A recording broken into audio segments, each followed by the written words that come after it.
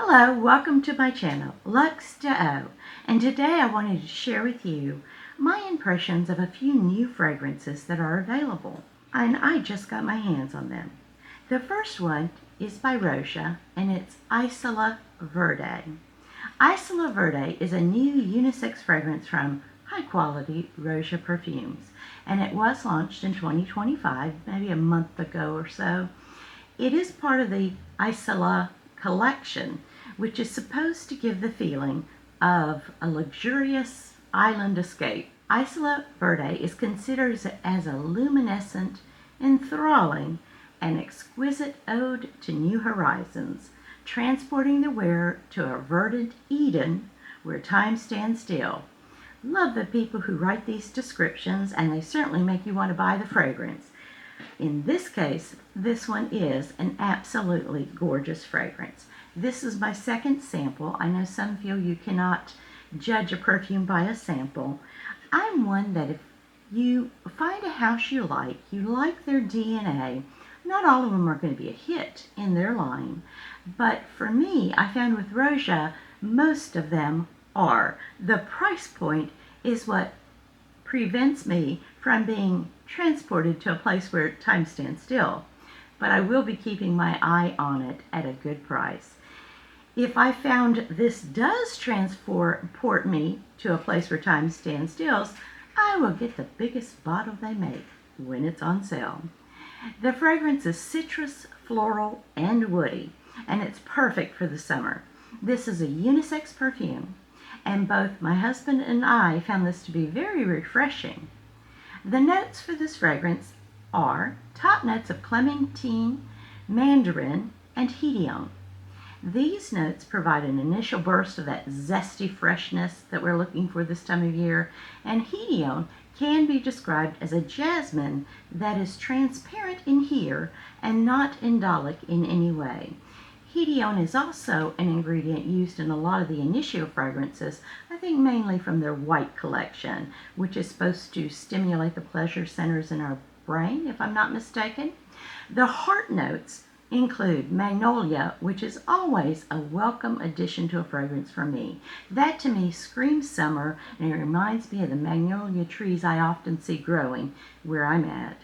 It also has lily of the valley, osmanthus, davana, melon, and guava. It's a lot of notes, but it creates that exotic blend with a fresh juiciness, and those tropical fruits are certainly welcome this time of year. The guava note is juicy, tart, sweet, with a sparkling type of quality.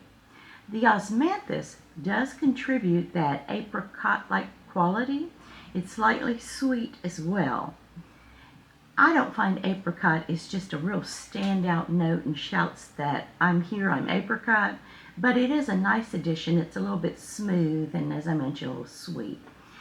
Base notes, you've got pink pepper, which I think adds that sparkling quality, cardamom, which I love in fragrances, gives you just that smooth, spicy note. It also has rum, patchouli, sandalwood, cedarwood, and tobacco, and also ambroxan. These notes provide kind of a grounding experience with a warmth and an earthiness, which I enjoy. And there's also that slight bit of spiciness that is actually very subtle. The tobacco accord is soft and honeyed. It's what I would consider a blonde and a light tobacco. And the rum notes add a little bit of a boozy touch. Ambroxan usually provides a pleasant, lasting, musky type of feeling to it with kind of an ambergris-like finish. I really do not detect a boozy note from that rum on my skin at all from Isola Verde. This is a gorgeous experience. It has good longevity, and that is just from the few sprays I had, and my husband found the same, and a noticeable sillage, particularly in the initial hours of spraying. The quality is easy to detect in Roja's Isola Sol, but it's also easy to detect in this one as well, Isola Verde. I have often found, as I mentioned, Roja fragrances to be long-lasting and have a high quality. And the cost for the fragrances do reflect quality and the beauty of the bottle. It is an experience. It is an expensive luxury fragrance. 3 words for Roja's Isola Verde would be fresh, exotic, and very luxurious. Another fragrance I've tried, and this is my second sample of it, and I have ordered a full-size bottle, and it's by Jusbox, and it's called Sisters Before Misters. And I've heard people talking about it, so I had to at least try it. And it is certainly, in my opinion, worth the hype. It's a floral, fruity, gourmand fragrance for women. It's a playful kind of scent that it does draw inspiration from the Spice Girls, that popular girl group from the 1990s, and we always heard girl power, all of that.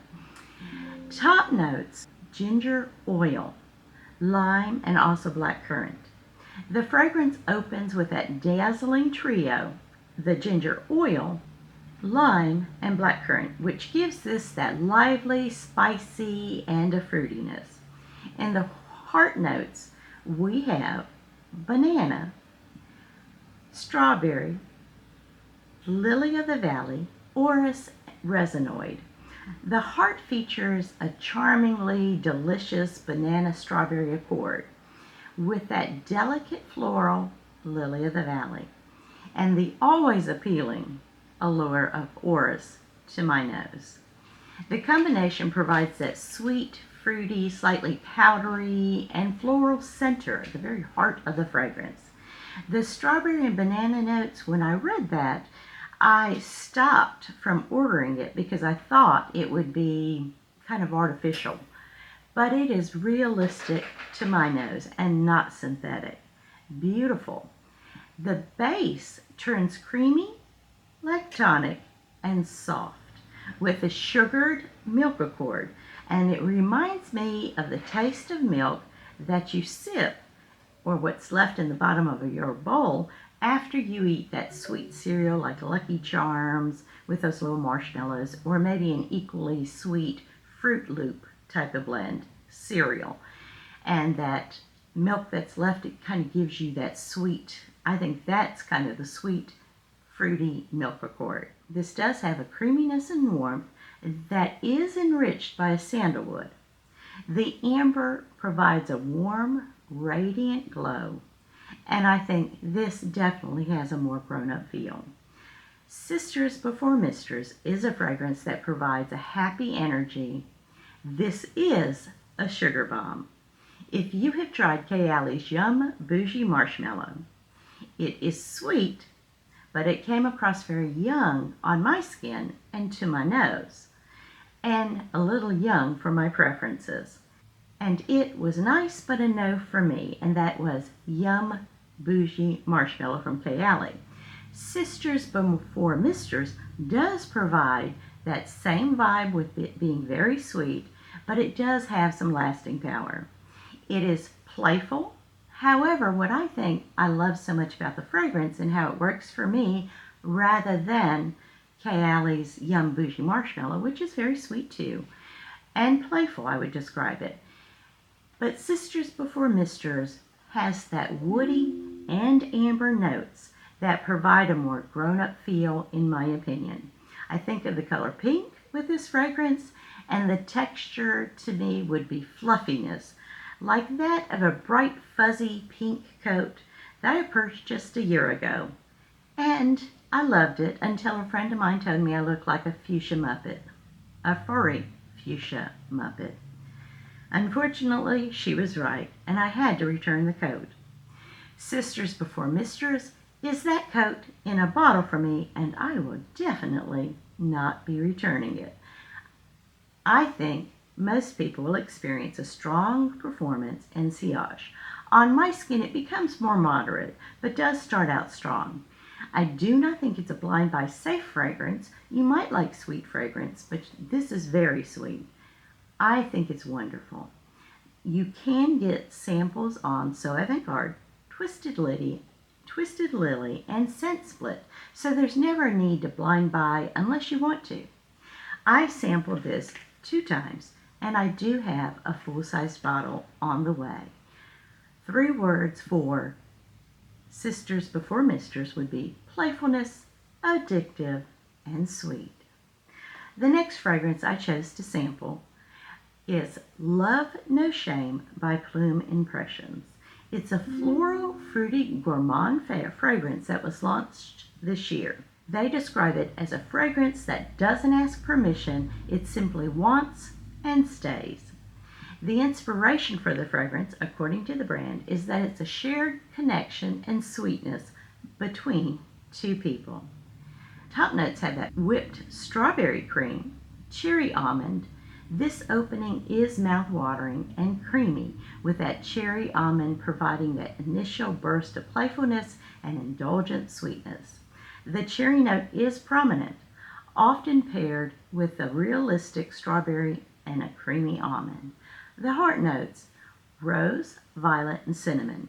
The heart in this fragrance, Love No Shame, introduces a romantic floral element with red rose and violet, but the cinnamon adds a warmth, spiciness, and eliminates a typical floral bouquet.